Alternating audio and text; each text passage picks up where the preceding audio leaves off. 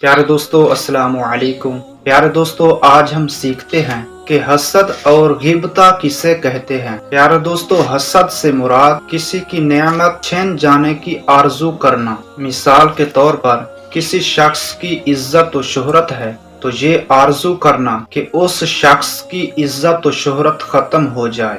اور غیبتہ سے مراد کسی کی نعمت کا زوال نہ چاہنا بلکہ ویسی ہی نعمت کی اپنے لیے تمنا کرنا۔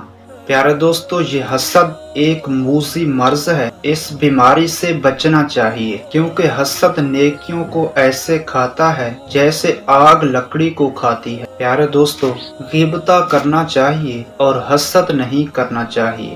اللہ پاک سے دعا ہے کہ ہمیں حسد سے بچنے کی توفیق عطا فرمائے۔ آمین بجاہ النبی الامین صلی اللہ تعالی علیہ وآلہ وسلم۔